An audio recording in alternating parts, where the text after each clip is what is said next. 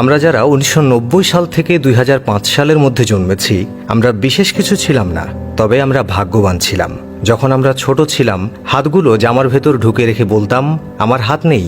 একটা কলম ছিল যার 4 রকমের কালি ছিল, আর তার 4টা বোতাম একসাথে টেপার চেষ্টা করতাম। আর এই কলমটা যার কাছে থাকতো, তার ভাবসাবই থাকতো অন্যরকম। আমাদের সময়ে 1 হাত সমান কলম পাওয়া গেলেও আমরা আবার কলম কেটে কেটে অনেক ছোট কলম তৈরি করতাম, আবিষ্কার করতাম সেটা। দরজার পেছনে লুকিয়ে থাকতাম, কেউ এলে চমকে দেব বলে। সে আসতে দেরি করছে বলে আবার অধৈর্য হয়ে বেরিয়েও আসতাম।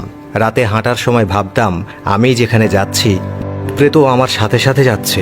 কারেন্টের সুইচের 2 দিকে আঙুল চেপে সুইচটাকে অন অফের মাঝামাঝি অবস্থানে আনার চেষ্টা করতাম।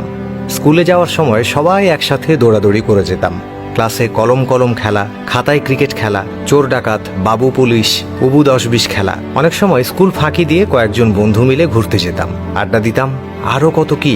1 টাকার রঙিন বা নারিকেলি আইসক্রিম, হাওয়াই মিঠাই খেতে না পারলে মনটাই খারাপ হয়ে যেত।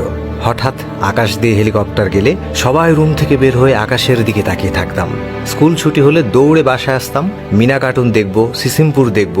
শুক্রবার দুপুর 3টা থেকে অপেক্ষা করতাম কখন বিটিভিতে সিনেমা শুরু হবে।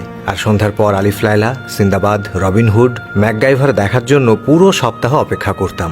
ফলের গুটি খেয়ে ফেললে দুশ্চিন্তা করতাম, পেটের ভেতর গাছ হবে কিনা।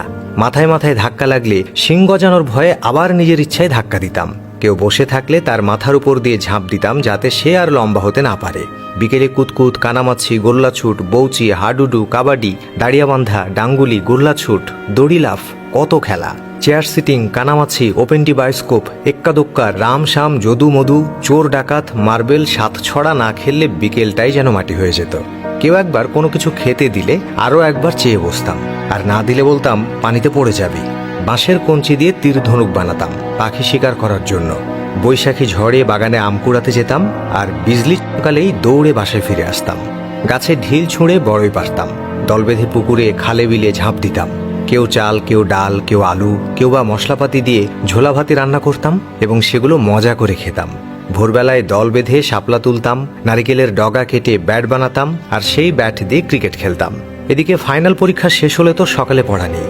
এত মজা লাগতো যা বলার বাইরে। নানু বাড়ি, দাদু বাড়ি যাওয়ার এটাই তো ছিল সময়।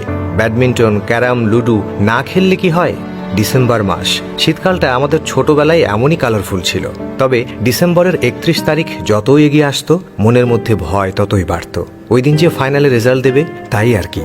এমন হাজারো স্মৃতি জড়িয়ে আছে আমাদের ছেলেবেলার সাথে। জানি সে সময় আর ফিরে আসবে না, কিন্তু তারপরও আক্ষেপ, যদি আরও একবার ফিরে যেতে পারতাম আমাদের ছোটবেলায়। আমি জানি আমাদের জেনারেশনের যারা আজকের ভিডিওটা দেখছেন, নিশ্চয়ই আপনাদের মুখে হাসি ফুটে উঠেছে আর চোখে নস্টালজিয়া। অতএব আপনার মনের কথা কমেন্টে লিখতে ভুলবেন না। Thanks for watching.